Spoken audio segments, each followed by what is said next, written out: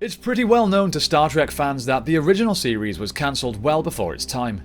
It wasn't until reruns of the first 3 seasons were watched over and over again and gained more viewers than the initial run that the franchise truly gained a hardcore fan base like nothing really seen before. With demand for Star Trek at an all-time high, the studio decided to try something a little different, a Saturday morning animated show. Now, while this seems like an odd decision, it essentially became the version of Star Trek that the writers always wanted the show to be, not limited by budget or visual restrictions. They could tell any stories they wanted, and so begins the story of Star Trek, the animated series. Let's get into it.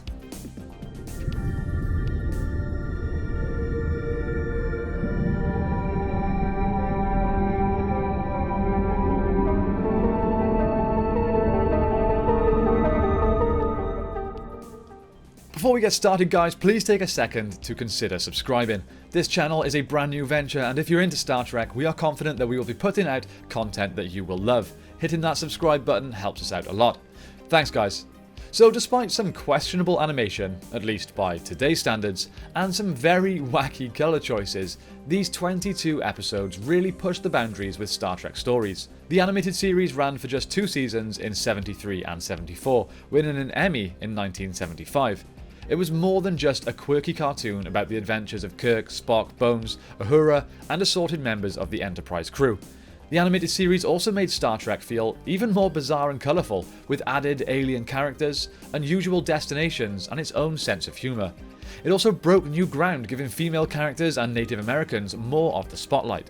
The series included most of the original cast from the live-action series voicing their familiar characters, and also had Star Trek creator Gene Roddenberry at the helm. As a Star Trek fan, you knew you were in for a treat. Though it was aimed at kids, it is considered canon, and even introduced many details to the Star Trek universe. For example, the holodeck, something that would become a regular component of the next live-action series, The Next Generation. The show even gave us a proper look into Spock's childhood, showing him being bullied for not being a full Vulcan, again something that would be used later on. In fact, it was a part of the story for J.J. Abrams' 2009 movie reboot.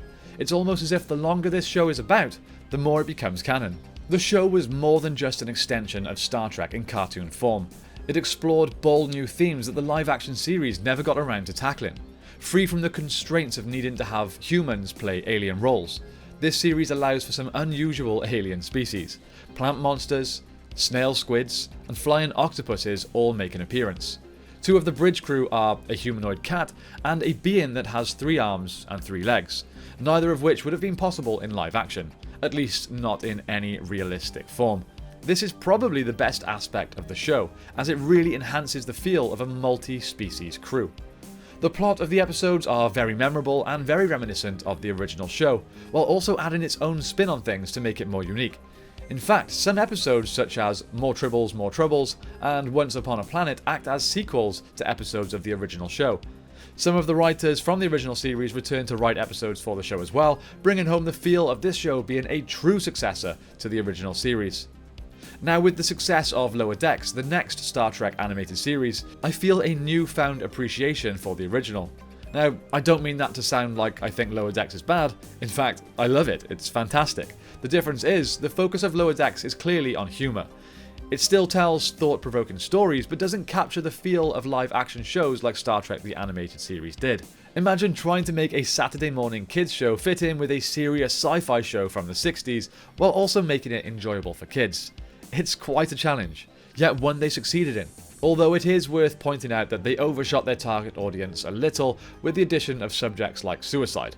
It maybe wasn't really ever going to be a big hit with kids, but again, the writers weren't afraid to tackle these difficult subjects, something that makes Star Trek what it is, breaking new ground, boldly going where no one has gone before, and that's something you have to respect. If the series is something you are familiar with, then you will know how important it is. It was made to try and fill the want and desire for new Star Trek content, which it failed at. All it really did was increase the demand, which led to us getting movies and of course more seasons. It's hard to know for sure, but perhaps without Star Trek the animated series, there wouldn't still be a Star Trek. Now, after everything I've said, it sounds like the perfect show, which isn't the case at all. It has some bad episodes and some very slow scenes, but its importance to the franchise in general has to be pointed out. If you haven't seen it, it's on Netflix. It's not the best Star Trek show overall, but it's certainly worth your time if you want more original series.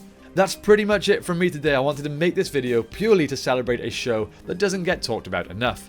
Thank you all so much for watching. I hope you have a great day. Don't forget to like and subscribe, live long and prosper, and I will see you next time on Federation Outpost 111.